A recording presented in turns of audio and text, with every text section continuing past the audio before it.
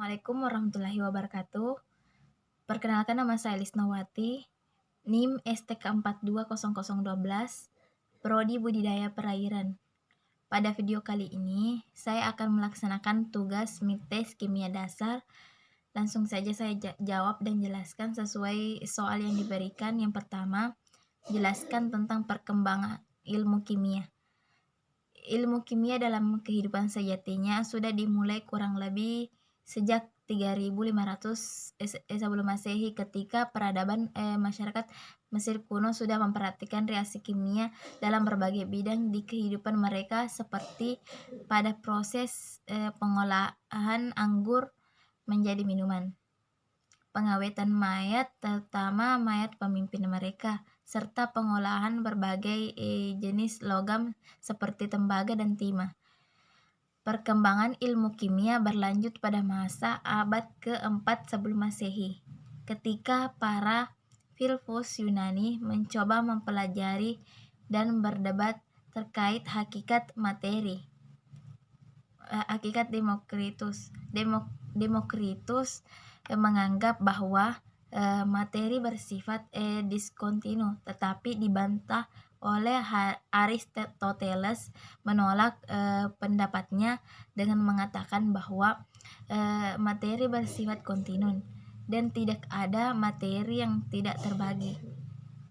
Perkembangan ilmu berikutnya pada masa tahun 500 sampai 1600, di mana ilmu kimia berkembang ke arah praktik ketimbang pemikiran tentang materi, di mana para ilmuwan Arab dan Persia telah dapat membuat berbagai jenis zat seperti alkohol, arsen, zinc, asam asam sulfat, asam nitrat. Pada masa tersebut juga para ilmuwan mencoba mengubah beberapa logam seperti besi, tembaga, dan zinc menjadi emas. Selain itu, mereka juga eksis dalam proses pencarian dan pembuatan obat mujarab yang mampu memperpanjang umur tanpa batas. Pada tahun 700 sampai 778, nama kimia tercetuskan oleh seorang ilmuwan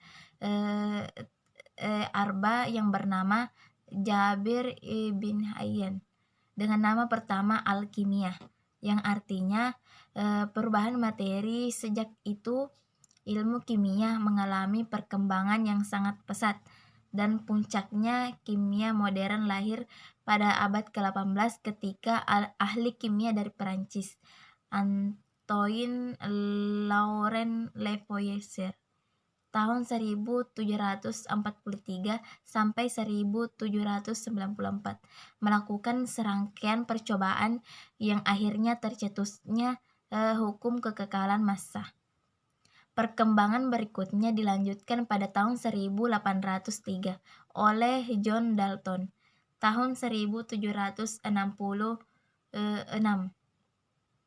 sampai 1844, yang merupakan seorang guru di Inggris yang mengajukan teori atom pertama yang berkembang saat ini. Sejak pengajuan teori atom pertama Dalton, ilmu kimia berkembang sangat pesat hingga pada tahun 1800. Baru 30 unsur yang dikenal dan meningkat menjadi 80 unsur pada tahun 1900, dan kini lebih 100, tepatnya 120 unsur telah dikenal, di mana 90 unsur merupakan unsur yang ada di alam dan selebihnya merupakan unsur buatan. Selanjutnya, poin kedua, jelaskan apa yang dimaksud dengan materi, unsur, dan senyawa, dan masing-masing diberikan contohnya, yaitu yang pertama, unsur. Unsur adalah materi yang tidak dapat disah lagi menjadi unsur lain melalui reaksi kimia. Contohnya yaitu hidrogen, oksigen, atau besi. Senyawa berbentuk dari reaksi kimia beberapa unsur yang dapat dipisah menjadi unsur atau senyawa lain melalui reaksi kimia. Contohnya air, H2O, yang dapat dipisah melalui reaksi kimia menjadi unsur penyusunnya yaitu hidrogen dan oksigen. Poin selanjutnya, jelaskan tentang perkembangan teori atom. Secara ilmiah, teori diawali oleh Dalton yang mengungkapkan partikel terkecil penyusun materi disebut atom. Menurut Thomson, atom merupakan pola bermuatan positif yang di permukaannya terbesit elektron. Rutherford mengungkapkan atom tersusun atas inti atom dan elektron yang mengelilingi. Adapun Bohr mengungkapkan bahwa elektron mengelilingi inti pada teori mekanika kuantum. Dipelajari tentang ditemukannya elektron. Poin selanjutnya, jelaskan tentang konfigurasi elektron. Dalam fisika atom dan kimia kuantum, konfigurasi elektron adalah susunan elektron-elektron pada sebuah atom molekul atau struktur fisik molekul lainnya sama seperti partikel elementer lainnya. Elektron patuh pada hukum mekanika kuantum dan menampilkan sifat bak partikel maupun bak gelombang. Poin selanjutnya, jelaskan masing-masing jenis ikatan kimia.